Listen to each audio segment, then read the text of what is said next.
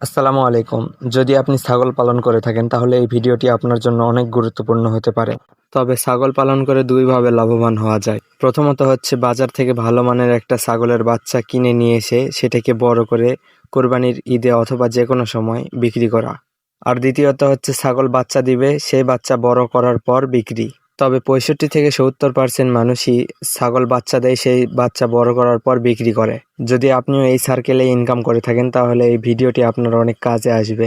আপনার ছাগলের বাচ্চার বয়স যখনই 10 থেকে 15 দিন হবে তখন থেকেই তাকে পুষ্টিকর খাদ্য খাওয়াতে হবে। এই সময় থেকেই যদি আপনি তাকে ভালো মানের পুষ্টিকর খাদ্য খাওয়ান তাহলে কিন্তু ছাগলের বাচ্চা দ্রুতই মোটা তাজা হবে এবং বেশি নয় 2-3 মাস পালন করার পরে আপনি কিন্তু সেটাকে ভালো দামে বিক্রিও করতে পারবেন।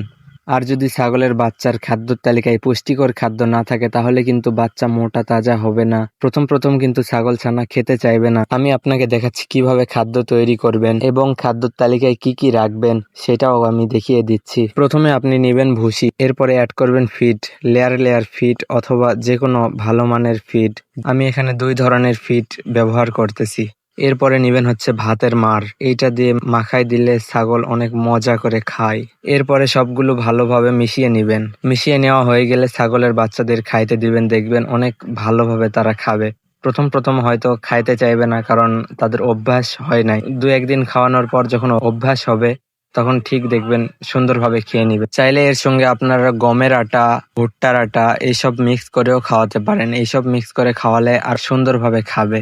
আর ওদেরকে এই বয়স থেকেই ঘাস খাওয়ানোর চেষ্টা করবেন। ওদের সামনে দিয়ে রাখবেন, যখন ওদের ইচ্ছা হবে তখন ওরা খাবে। যদি আপনি এই পদ্ধতিতে ছাগল ছানাকে খাওয়ান তাহলে দেখবেন খুব দ্রুতই মোটা তাজা হবে এবং খুব ভালো দামে বিক্রি করতে পারবেন ইনশাআল্লাহ।